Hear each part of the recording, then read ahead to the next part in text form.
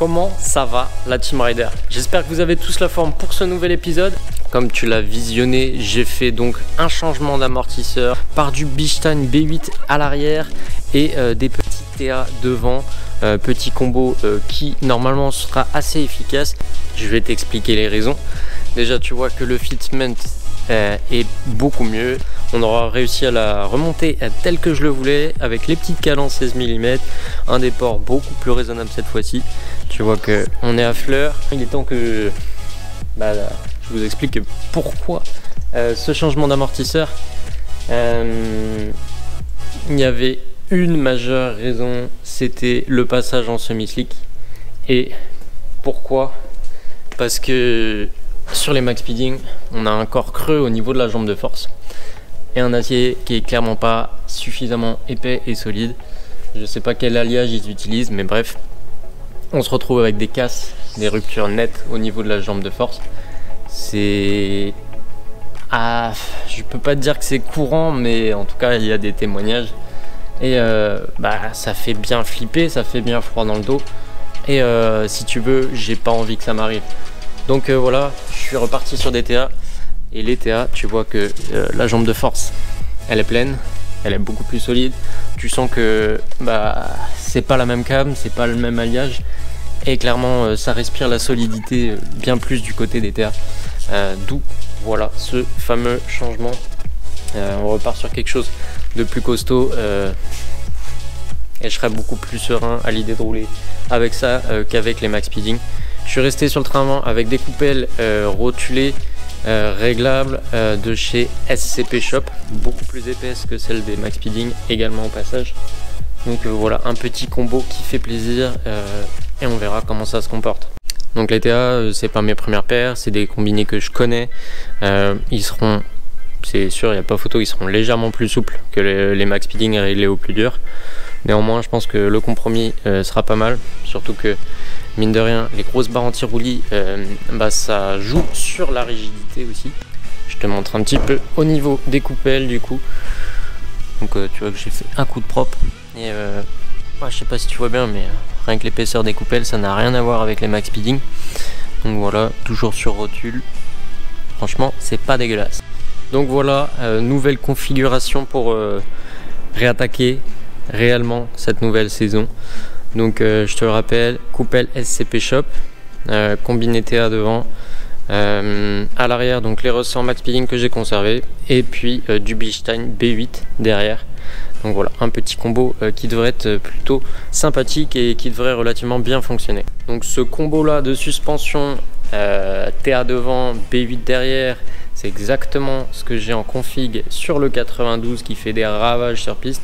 Donc je suis clairement pas inquiet du tout sur son comportement, je pense que ça va vraiment être bien. En tout cas, comme je te le dis, rapport prestation-prix, c'est vraiment très bien. Pour la mettre à la hauteur que je souhaitais, ça a été un peu plus galère. Il manquait un petit peu. Comme je te disais, je voulais au moins 1,5, tu vois, histoire d'être tranquille sur les phases de compression et de freinage et qu'on vienne pas bousiller nos flancs. J'étais un petit peu limite, même en étant réglé quasi au plus haut sur les suspensions. J'ai recalé une petite entretoise de renfort de tourelle par en dessous qui m'a fait gagner un petit peu, et au niveau de la jambe de force, je suis venu gratter 0,6 mm pour pouvoir rehausser aussi la voiture.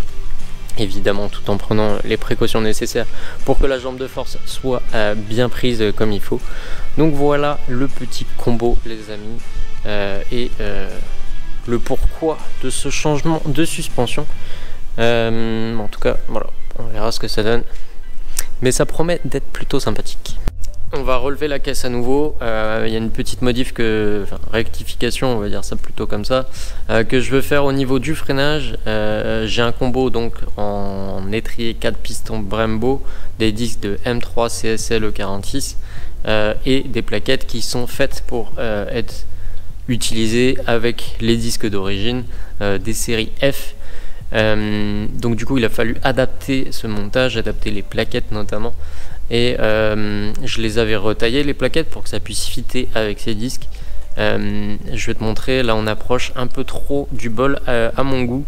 Donc j'avais fait une première découpe et maintenant qu'on a vraiment la cote, maintenant que ça a commencé à s'user, je vais te montrer en image, ce sera beaucoup plus parlant. Bon là clairement tu vas le voir tout de suite, ça va être beaucoup plus explicite. Sur le diamètre extérieur, donc on est parfaitement bien en accord avec les plaquettes et les triers. Tu vois qu'on a notre petite marge de à peu près 1 mm sur le dessus. Toute la surface du disque est bien prise. Et je vais retravailler les plaquettes sur la partie intérieure puisque d'origine les plaquettes viennent trop loin et limite ça venait heurter l'intérieur du bol de disque. J'ai enlevé le premier guide, hop, le second, le petit rappel de plaquette. Donc voilà, la plaquette est extraite et tu vois très nettement la zone qu'il faut qu'on revienne réusiner. Donc sur l'intérieur, tout ce qu'on a en trop en plaquette, et tu vois que ça crée un vilain déport dont on ne veut pas. Et si on vient user la plaquette jusqu'au bout, non seulement ça va faire une zone pas usée, ça risque de venir frotter sur l'intérieur du disque, et en plus de ça, ça va rendre compliqué l'extraction de la plaquette. Bon tu vois, je me suis fait un petit cloisonnement histoire de pas en foutre partout et je vais te faire quelques timelapses pour te montrer le petit usinage. Donc je vais reprendre tout ce qui est pas usé, toute la zone en noir ici qui n'est même pas en contact avec le disque.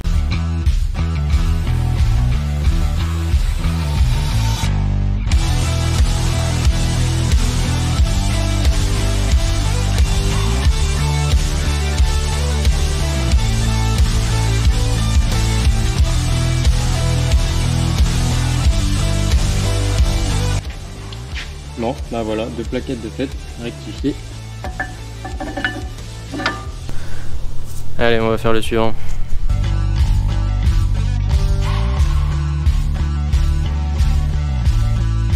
Bien, bon, la rectification des plaquettes c'est fait, c'est impeccable, ce sera beaucoup mieux comme ça. Et on est sûr d'être tranquille tout au long de l'usure des plaquettes. Néanmoins, je me demande si ils m'ont pas envoyé la mauvaise référence de plaquette qui correspondrait aux 370 mm. Ce serait pas complètement déconnant puisque avec les 370 mm, les étriers ont un déport plus important et ce qui correspondrait à la différence de garniture qu'on retrouve sur les disques. On n'est pas à l'abri d'une erreur, donc j'essaierai de vérifier les dimensions et les références que j'avais prises. On verra bien. Je trouve ça un peu étonnant. Il me semble pas avoir vu trop d'autres témoignages par rapport à cet excédent de garniture avec ce montage là, donc je trouve ça un peu bizarre. Bon, en tout cas on a fait en sorte de pouvoir finir ces plaquettes là. Évidemment on lui fera une petite géométrie et elle sera parée pour la nouvelle saison.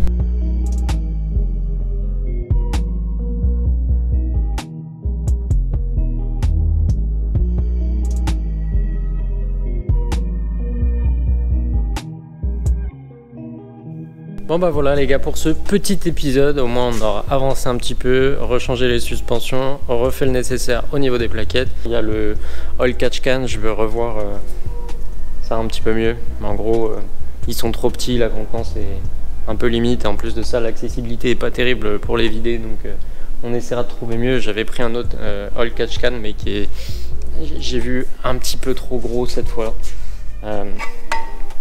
En photo, on n'aurait pas dit, mais là pour le caser, il fait 3 litres et ça va être compliqué à caser dans la baie moteur. Mine de rien, il n'y a pas beaucoup de place avec le piping et il va falloir que je trouve autre chose malheureusement, ou alors que je modifie celui-là. On verra bien. Bon bref, sur ce les amis, moi je vous dis à la prochaine, à très vite, ciao.